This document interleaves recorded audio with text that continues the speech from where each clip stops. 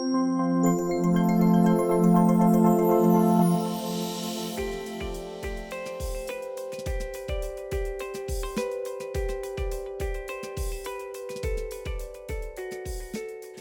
I'm going to share with you my own personal story.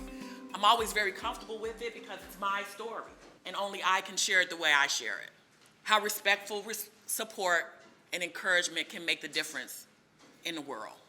And of course, the importance of building trust and working collaboratively with people like myself. So as I said, I come from the west side of Chicago. During a time when we had Jordan, everybody know Michael Jordan? Of course you do. He's Michael Jordan. But when the Bulls were winning, we had a six-peat. You know, we won 6 times. Yes, Chicago rocks. There was just a little place beyond the United Center where they were winning, where there was a community that was losing. We had high poverty, high crime, and they had completely disinvested in the community. They called it Henry Horner Homes, but we called it the projects, where there was nothing unusual about running into someone with a handgun, where the stairs were lined with urine and feces at times, where people were just living. No one really quite had a life. It was a powerful presence on that community, one which would be hard for anybody to overcome. And like many who end up moving there for affordable housing, I acclimated myself with the conditions in which I was living. I stayed on the 14th floor, and oftentimes I would look out the window and see the train as it came and went. And I would sit there and think, wow, I have all these children. I was married to a man who isolated me because I come from a 2-parent household. Mom and dad now been together for 50 years. They took really good care of me. But that didn't matter. I fell to the influence of my community and the man that I was with. And so often I would say to them, I'm so sorry, but this is my life. And confused and naive, I continued to use drugs and have children.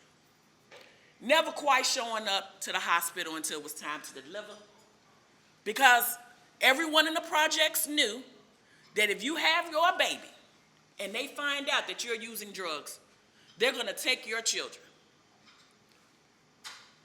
You're gonna go to jail. So like many, I kept my usage a secret. Never seeking help, just seeking not being put into a system. Oftentimes people think if you use drugs, you don't love your kids. That couldn't have been further from the truth. I loved my kids. What I lacked was a little love for self.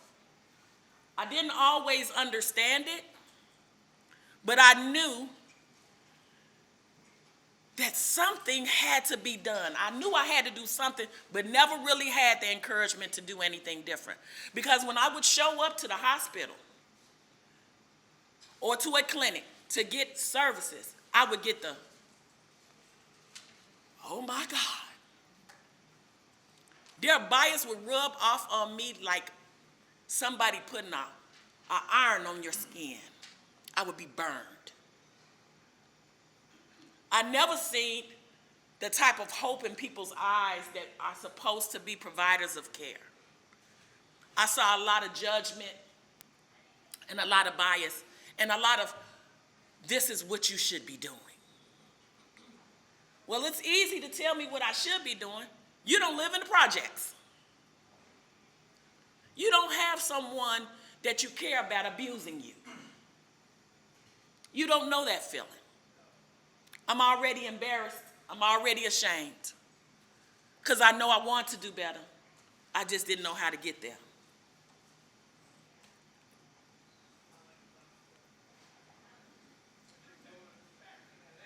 That was my family at that time. You have Crystal in my arms, Fiandra. Whitney looked like she is a deer caught in headlights. I so hate that picture. My only son, Devereaux, and my ex-husband. One thing that was a catalyst to this change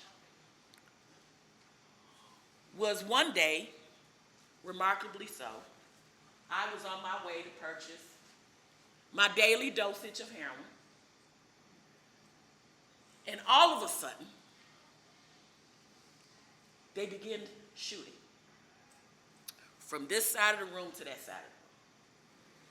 And I'm caught in the middle, and I said to myself, ooh, I gotta get down. I don't wanna get shot. Well, this is a normal day in projects, but this particular day, I'm outside and I'm in the middle of this shootout. So I fall to the ground to avoid being dragged, shot. And when I fell to the ground, climbed underneath this car, the car took off, and so did I. I was dragged several blocks. And I can remember as the wheel went across my face, I did not think I was going to be able to survive that. But it was a lady in the middle of the street and said, there's a shoe, you're dragging someone. That was my first saving grace. Because when I climbed from underneath that car, some things would move differently in my life.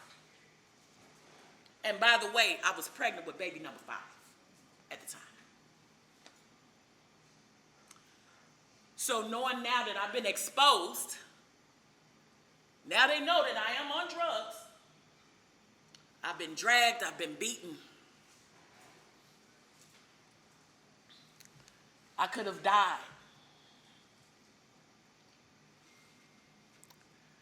But what would change dramatically was a bitter fight I would have with a system that was meant to care for me and my children. So even though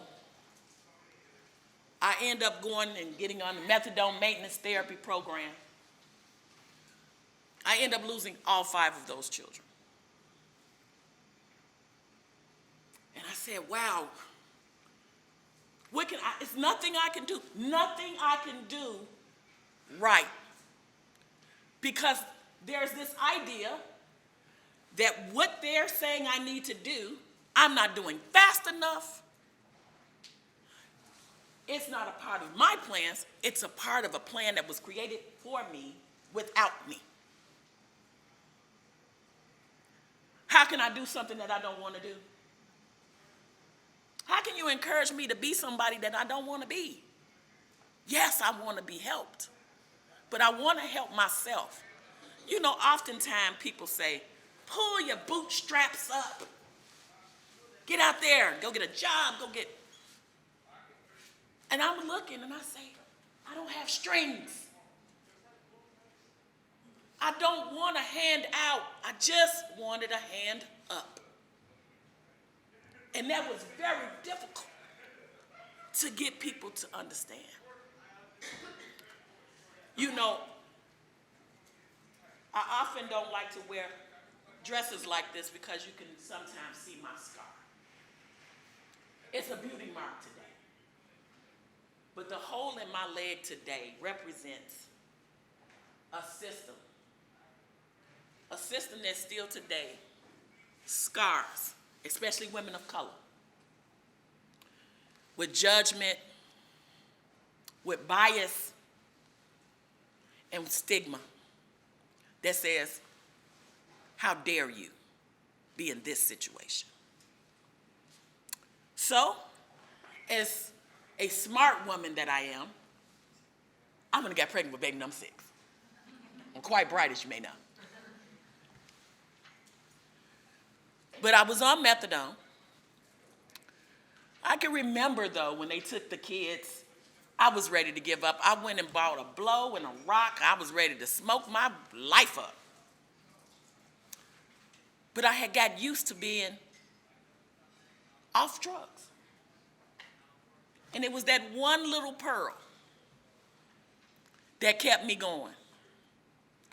And then, being pregnant with baby number 6, I don't know what happened to me, but I can remember everything about that pregnancy.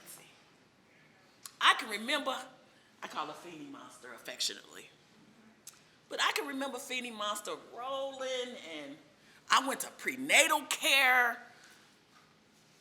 I was so excited and so encouraged because I felt like a mom. I felt like a mom. I knew I was on methadone. I know people still judge me for that. But this was a child that I was carrying that was building up my spirit. And then it was time to deliver her. And in Illinois, if you are on methadone and your children have already been removed, I had an active Department of Children and Family Services case. That's an automatic call to DCFS. It didn't matter that I was on methadone. It didn't matter that I was in the projects, but I had an apartment. And I remember that call, and I remember laying in that bed terrified. Because I knew that my life would be over if they come in this room and take this baby. Oh my God. Sometimes I get emotional about it because I know how much she changed my life. But instead of DCFS coming in the room, somebody made a call to another agency, which was called the Intact Family Recovery Program, who said, if you do A, B, C, D, E, F, G, we'll let you take your baby home. Where do I sign? I'm ready to put my John Hancock down. And I was able to bring my baby home. And not only was she the catalyst for me not losing my life that day, it was an encouragement that would be lifelong. Because now I'm able to fight for the other kids back. And that's because certain people came into my life. My pediatrician would be the first person to encourage me to go to a program around early intervention. I had a methadone baby. She was going to need a lot of support. She had all my love. But she needed that extra. I needed to learn to do skin to skin, and that helped. Because when I would talk to my pediatrician, tell him, you know what, it's not going to work. They're going to come take her.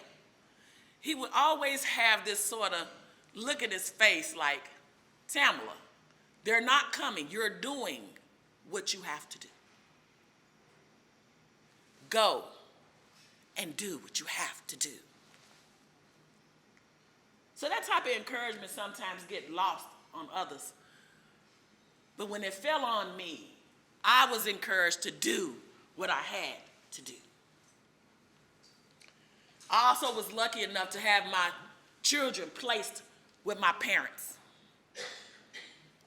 My parents, who had always loved me, now had the opportunity to save me in a way because my children would have been spread all over. 5 children, hard to place in one home. And they opened their doors to my children and loved them like they loved me. I've always been grateful for that. And I always get a chance to share it. My daddy's from Tennessee, by the way.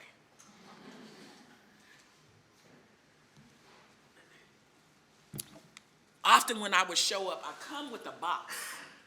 You know, y'all have your electronic health records. You have this record of Tamela. I'm going to say patient 0 for now. 5 children with DCFS, 6 pregnancies, 4 with mother with opioid use disorder, 2 with neonatal abstinence syndrome, a public housing resident with domestic violence, post-traumatic stress disorder, unresponsive to obtaining her children, non-compliant to moving out of public housing, unemployed, highly motivated to change.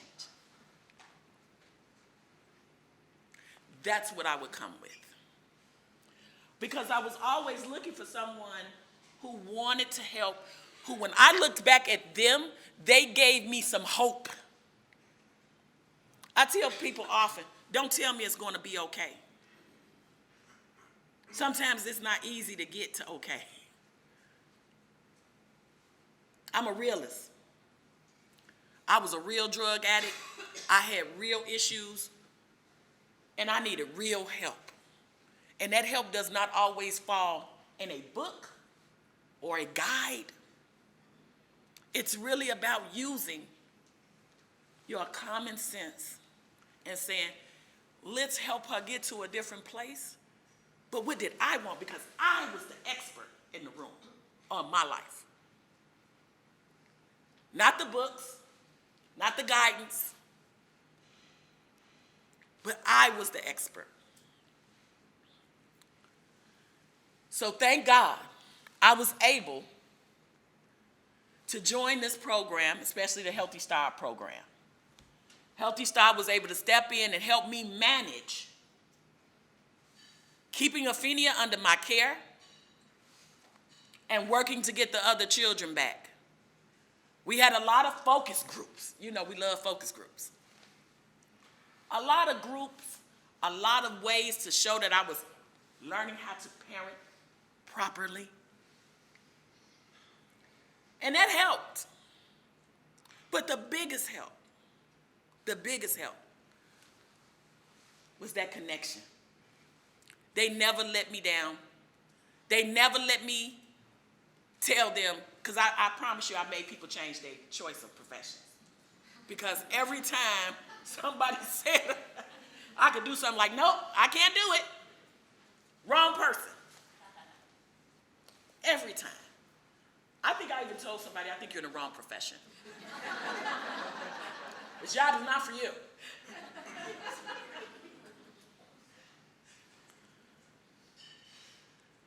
But it was really important for me to develop goals, real goals. And when I say goals, I don't mean, go to the doctor. I want a relationship with my doctor. I don't want to go to a clinic and I got to meet with somebody different every other week. I want a relationship. I don't want to just go to school. I want to have a career. These are the things that resonated with me. I done had a job. You know, we had those jobs where we work a few months and we move on. Look, I had became used to getting the aid check, the medical card, the food stamps. It was a way of life we all had become used to in my community. But I went back to school on methadone. And I can remember the judgment there. You know, I was in there with them young students. They couldn't understand why I was so sleepy. But I was a straight A student. I was a straight A student. And when I graduated, some things started to shift. I found myself standing in front of that judge with an associate's degree. I had been weaned off methadone. I went on a blind, by the way. I never could know that I wasn't, what percentage I was on. People often don't understand that. You know, because I remember the last day, and I went to get my designated dosage. And they said, oh, no, Tamela, this is your last day. Aren't you excited? I'm like, oh, hell no. Excited? What are you talking about? I need my methadone. I'm going to die. Right? But that's the because I thought that I had been doing all this great stuff because of methadone. Not thinking it was because of me and the people that were in my life. Well, I completed that. I had all these things. My children were coming back. They were rolling out. And then I had to tell them, don't roll all them kids back in my house like that. I've been had this one little child all this time. And they listened. They rolled them out one at a time. Let me get used to them. I love them, but I got to get used to them. There's a lot of kids. Then I started volunteering as well and talking about my experiences. I didn't know I had a voice until somebody invited me to the table and gave me an opportunity to share the story that I'm sharing with you today and let people know, the people who provide care, that there are different ways in which you can engage in our community. Engage people like myself, because there are more of me or people like me than you may think. And then they gave me a job. And I said, cha-ching. But it was a real job. And a job I could do because I could screen other kids because I had been through the screenings with my own. This is something I can do.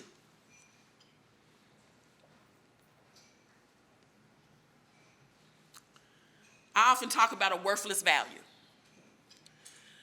See, it wasn't just enough to sit at a table and talk about my experience and you weren't going to do anything about it.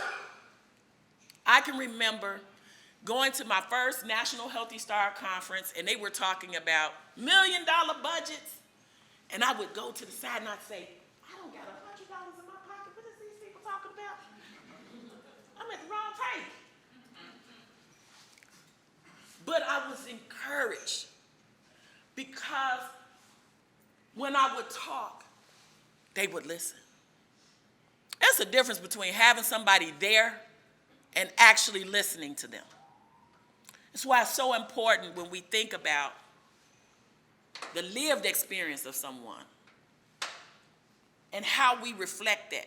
Because if you're making a plan for someone and they're not a part of the process, or you have no diversity in what you're doing, shame on our system. Because that does not reflect the people you have to deal with. You have to bring people who have to navigate, and I mean navigate, some of these systems to sort of give you a ground view of those type of expectations. I always say, this is who I am, but I know how sometimes people see me. And when I would walk in a room sometime, they would say, oh, are you looking for the front desk? Oh, no, I'm at the table. Thank you, though. Somebody else may be looking for your assistance. And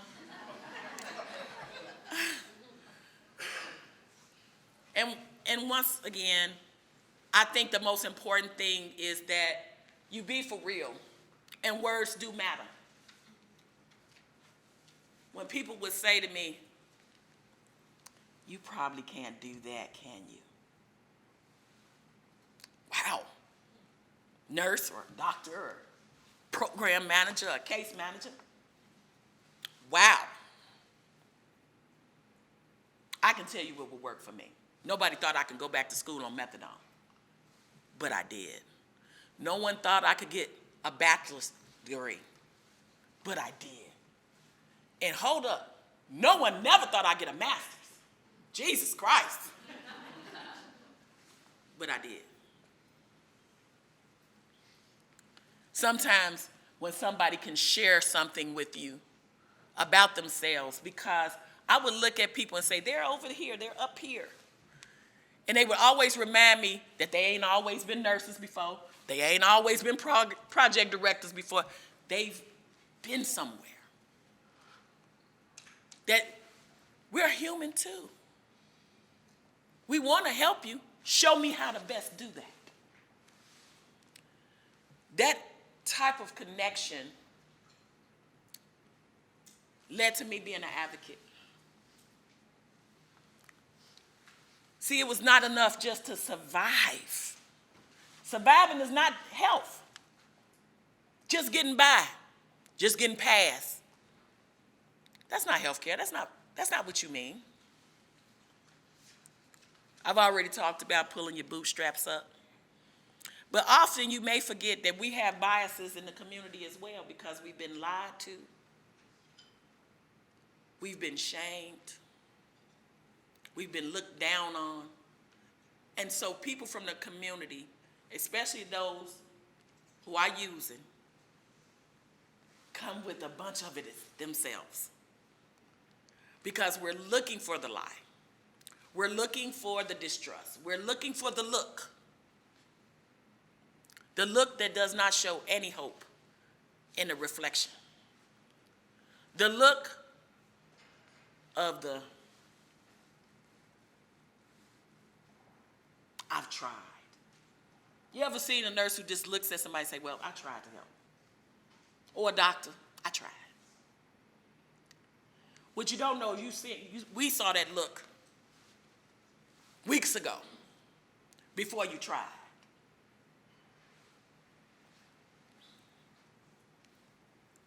But I try today to talk to people about how important it is to make a connection with the people that you want to support and help.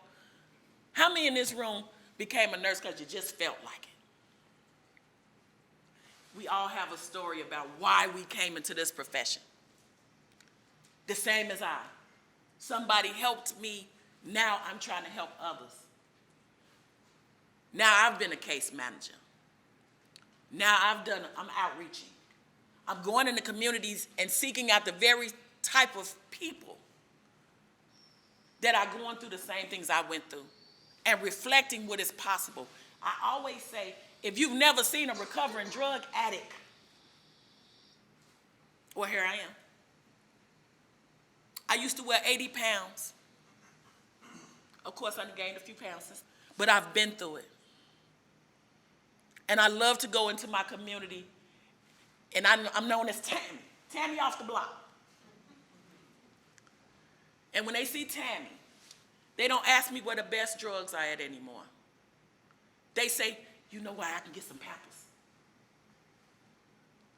Is that program you working with, is they still working with folks? I feel shiny and new when they do that. Because that's the difference. That's the change we want to see. I remember going on the Hill with the American Academy of Pediatrics and talking about how they've allowed me. But they didn't allow me. I deserve to go. Because my story made a difference. It made an impact. And I was cute that day.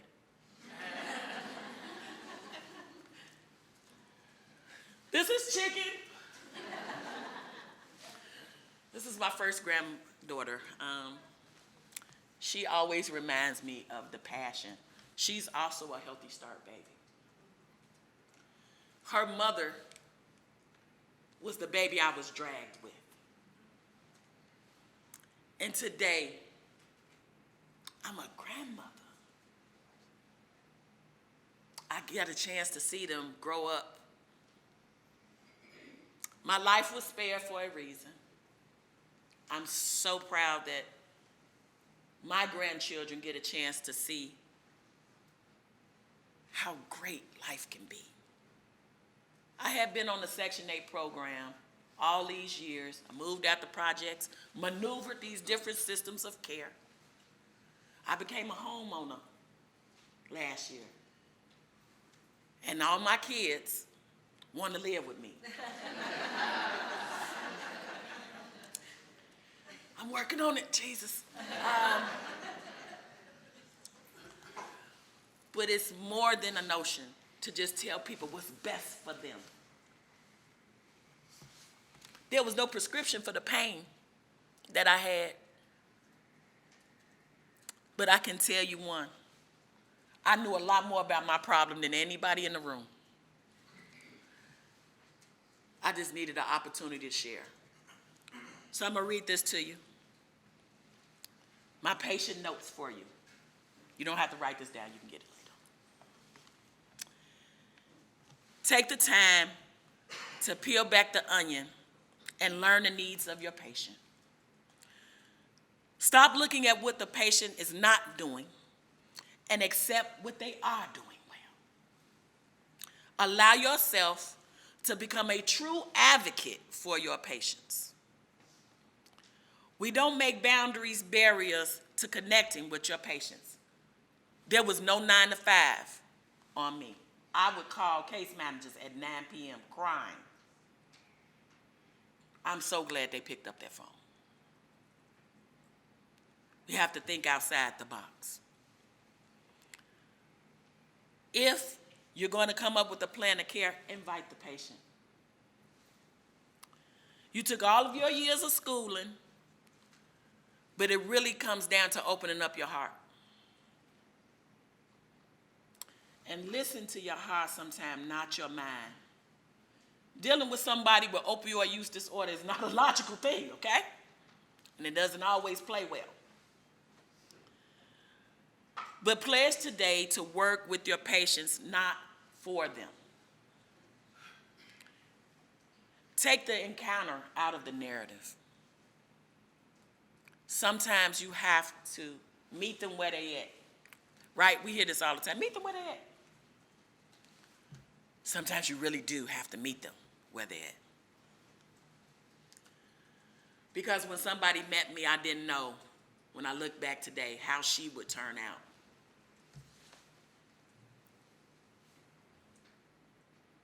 I wasn't that shy, but I tried, yeah. But this is who I am today. Grandmother of 5. Mother of 6. I sit on all these boards and I work with all these groups. But that's not what really matters to me. These are my proudest moments. Marrying my husband, Ernest. We have no children together. He still married me. When my baby girl, the one who DCFS didn't remove from me, graduated from high school. Feeny Monster. Buying my home. These are my proudest moments.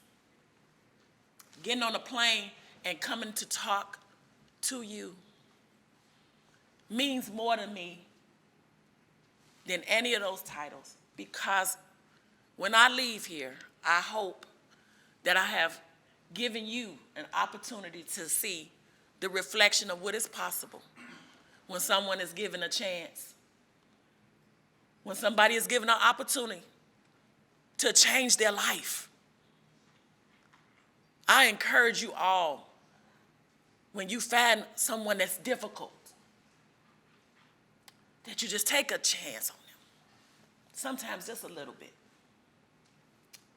And take your bias and what you think this person should be doing and set it aside. And really open your minds to what this person could be able to do if just given a connection with you. And by all means, my friends, let's help ordinary people go out and do extraordinary things. Thank you so much.